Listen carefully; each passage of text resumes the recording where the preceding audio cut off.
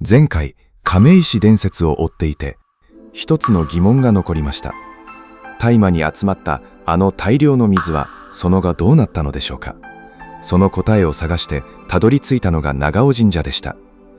ところが私の目に飛び込んできたのは、1713年。この数字が意味するものとは、1000年祀られなかった水の神。前回、亀石伝説から見えてきたのは、大量の水が大麻へ集まったという伝承でした。この伝説は、亀石が作られた7世紀より前の出来事とされています。しかし、その後、水がどうなったのかは語られていません。だから私はその続きを探してみました。今回、その手がかりを求めて訪れたのが、奈良県葛城市にある長尾神社です。この神社には、亀石伝説の続きを思わせる場所が残されていました。その場所の名前は、御影井。一見すると、ただの小さな遊水地跡のように見えます。しかし、この場所には水を封じたという伝承が残されていたのです。御影井の案内板を見ていると、一つの名前が目に留まりました。御控姫の御事。私はこの神様の名前を初めて知りました。ホームページの案内によると、御控姫は亀石伝説で集まった水をこの御影井へ封じたと伝えられています。つまり、前回の亀石伝説とこの場所は一つにつながっていたのです。ところが、ここで一つ気になることがありました。伝承では、御控姫は亀石伝説に登場し、水を御影井へ封じた神様とされています。つまり、人々は古くから御控姫の存在を知っていたことになります。ところが、この神社の由緒によると、御控姫が正式に祀られたのは1713年。その間、およそ1000年もの時間があります。なぜ人々に知られていた神様が正式に祀られるまで1000年以上もかかったのでしょうか。私はこの違和感がどうしても気になりました。ここで一つ整理しておきたいことがあります。長尾神社の由緒に記されている1713年は、御控姫が初めてこの地に現れた年ではありません。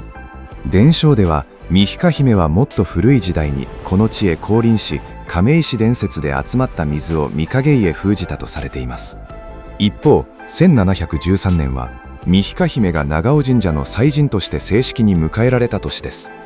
つまり、降臨と誕生は別の出来事だったのです。ここまで整理すると、一つの疑問が残ります。御控姫は古くから知られていた神様です。それなのに、正式に祀られるまで、およそ1000年以上もの時間がありました。この理由をはっきりと記した資料は今のところ見つかっていません。ですから、ここからは私が調べていく中で見えてきた一つの可能性です。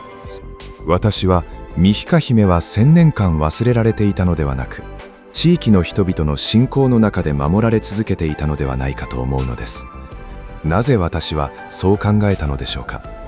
理由は大きく3つあります。一つ目は、長尾神社が古くから国家にとって重要な神社だったことです。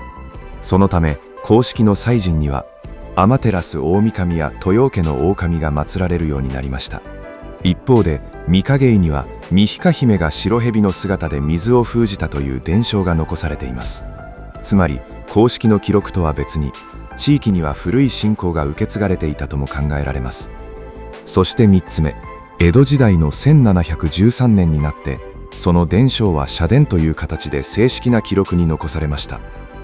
これは新しい神様を迎えたというよりも、古くから語り継がれてきた信仰が初めて公式な記録として姿を現したとも考えられるのです。今回の調査で見えてきたのは、御控姫は1000年間忘れられていた神様ではなく、地域の人々の信仰の中で語り継がれてきた可能性があるということでした。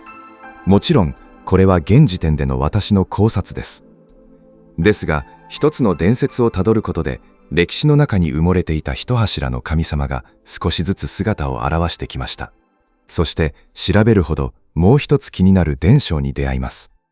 光を放ちながら井戸から現れた尾のある女神。御控姫の御事。別名、イヒカとは、一体どんな神様だったのでしょうか。その謎は次回一緒に追ってみたいと思います。